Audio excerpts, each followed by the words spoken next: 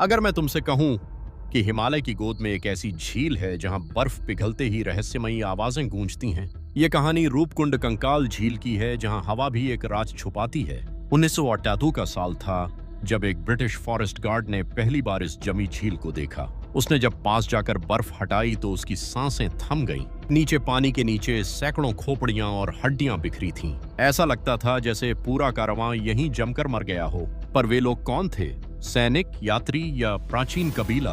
पहाड़ों के बुजुर्ग बोले कि सदियों पहले राजा अपनी रानी और बड़ी सेना के साथ यहाँ से गुजर रहा था। हवा शांत थी पर पहाड़ नाराज। अचानक काले बादल उमड़े और आसमान से गोल गोल ओले गिरने लगे। एक के बाद एक हर इंसान वहीं ढेर होता चला गया, मानो दैवी श्राप। वैज्ञानिकों ने बाद में जांच की और पाया कि खोपड़ियों पर वही गोल चोटें थीं।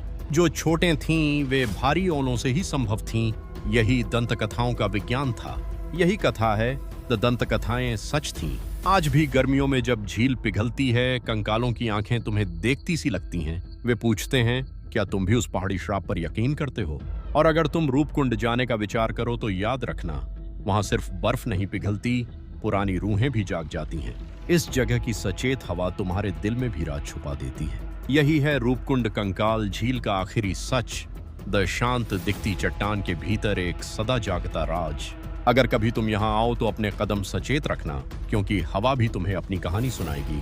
रूपकुंड केवल एक हिमानी झील नहीं, एक स्मारक है जो समय के अंधेरों को भी छुपाने की कोशिश करता है। तो क्या तुम उसे सच मानते हो या कहानी समझते हो? ये तुम्हारे दिल की आवाज बताएगी। उस रात से मिलने के लिए तुम भी हो तैयार? अगर हाँ तो कदम उठाओ और सुनो, द पहाड़ तुम्हारे नाम की पुकार सुनते हैं। ये थी रूपकुंड कंकाल झील की कहानी। एक ऐसी जगह जहां सुनसान भी गूंज बन जाती है। हाँ, वहीं रहस्य है। कहानी खत्म। पर अगर गर्मी आए और पिघले तो आंखों के अंधेरों से एक नई ध्वनि निकलती है। एक पुकार, एक स्मरण।